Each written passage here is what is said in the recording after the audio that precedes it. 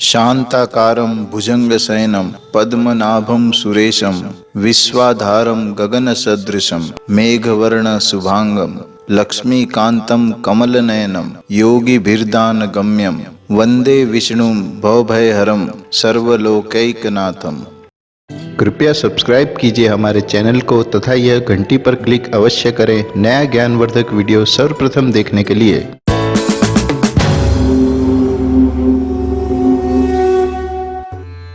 नमस्कार दोस्तों, मैं विनोद पांडे आपका हार्दिक स्वागत करता हूं आपके अपने YouTube चैनल पर।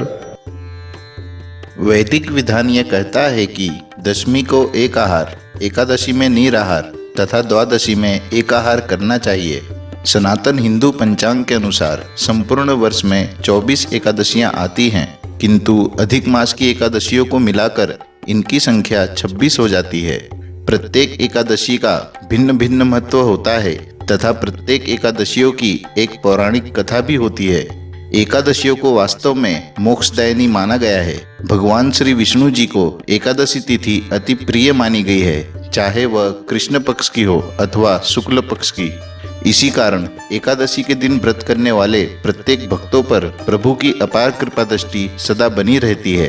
अतः प्रत्येक एकादशियों पर हिंदू धर्म में आस्था रखने वाले भगवान श्री विष्णु जी की पूजा करते हैं तथा व्रत रखते हैं, साथ ही रात्रि जागरण भी करते हैं। किंतु इन प्रत्येक एकादशियों में से एक ऐसी एकादशी भी है जिसमें भगवान विष्णु का क्षीर सागर में 4 मास की अवधि के लिए शयन काल प्रारंभ हो जाता है। अतः आषाढ़ मास के शुक्ल पक्ष की एकादशी को ही देवशयनी एकादशी कहा जाता है। देवशयनी एकादशी को पद्मा एकादशी, पद्मनाभा एकादशी, आषाढ़ी एकादशी तथा हरिशयनी एकादशी के नाम से भी जाना जाता है। देवशयनी एकादशी के दिन भगवान विष्णु योग निद्रा में चले जाते हैं तथा देवशयनी एकादशी के 4 मास के पश्चात प्रबोधिनी एकादशी के दिन भगवान विष्णु पुनः जागते हैं। अतः प्रबोधिनी एकादशी को देव उठनी एकादशी भी कहा जाता है। इस बीच के अंतराल को ही चतुर्मास काल कहा जाता है। अतः संपूर्ण वर्ष में देवशयनी एकादशी से लेकर कार्तिक महीने की शुक्ल एकादशी अर्थात देव उठनी एकादशी तक यज्ञोपवीत संस्कार, विवाह, दीक्षा ग्रहण, गृह निर्माण, गृह प्रवेश, यज्ञ आदि धर्म कर्म से जुड़े प्रत्येक शुभ कार्य करना अच्छा नहीं माना जाता है। ब्रह्मवैवर्त पुराण में देवशयनी एकादशी के विशेष महत्व का वर्णन किया गया है। इस एकादशी के व्रत से मनुष्य की समस्त मनोकामनाएं शीघ्र पूर्ण होती है। व्रती के प्रत्येक पाप शीघ्र नष्ट हो जाते हैं। यह भी कहा गया है कि यदि जातक चातुर्मास का सच्चे वचन से विधि पूर्वक पालन करे तो उसे मरणोपरांत मोक्ष अवश्य प्राप्त होता है। देवशयनी एकादशी व्रत का पारण। एकादशी के व्रत की समाप्ति करने की विधि को पारण कहते हैं। कोई भी व्रत तब तक पूर्ण नहीं माना जाता जब तक उसका विधिवत पारण ना किया जाए। एकादशी व्रत के अगले दिन सूर्योदय के पश्चात पारण किया जाता है। ध्यान रहे, एकादशी व्रत का पारण द्वादशी तिथि समाप्त होने से पूर्व करना अति आवश्यक है। यदि द्वादशी तिथि सूर्योदय से पूर्व समाप्त हो रही हो तो एकादशी व्रत का पारण सूर्योदय के पश्चात ही करना चाहिए। द्वादशी तिथि के भीतर पारण न करना पाप करने के समान माना गया है। एकादशी व्रत का पारण हरिवासर के दौरान भी नहीं करना चाहिए। व्रत तोड़ने के लिए सबसे उपयुक्त समय प्रातः काल का होता है। व्रत करने वाले श्रद्धालुओं को मध्याह्न के दौरान व्रत तोड़ने से बचना चाहिए।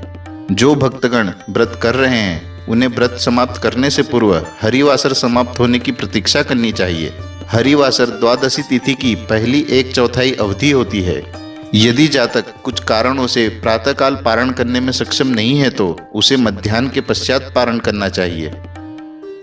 इस वर्ष आषाढ़ मास के शुक्ल पक्ष की एकादशी तिथि 30 जून मंगलवार की सायं 7:49 से प्रारंभ होकर 1 जुलाई बुधवार की सायं 5:29 तक व्याप्त रहेगी। अतः इस वर्ष 2020 में देवशयनी एकादशी का व्रत 1 जुलाई बुधवार के दिन किया जाएगा। इस वर्ष देवशयनी एकादशी का पारण अर्थात व्रत तोड़ने का शुभ समय 2 जुलाई गुरुवार की प्रातः 5:51 से 8:28 तक का रहेगा। द्वादशी तिथि समाप्त होने का समय दोपहर 3:15। दोस्तों, हमारा आपसे निवेदन है कि यह जानकारी आप व्हाट्सएप या फेसबुक जैसे सोशल मीडिया के माध्यम से अधिक शेयर करें तथा हमारे चैनल को सब्सक्राइब करके हमारा मनोबल बढ़ाएं। वीडियो देखने के लिए धन्यवाद। आशा करता हूँ हमारे द्वारा दी गई जानकारी आपको अच्छी लगी होगी। यदि आपका कोई सुझाव या प्रश्न है तो कमेंट बॉक्स में लिखकर हमें सूचित करें। भगवान आपको सफल बनाए तथा उज्जवल भविष्य प्रदान करे। धन्यवाद।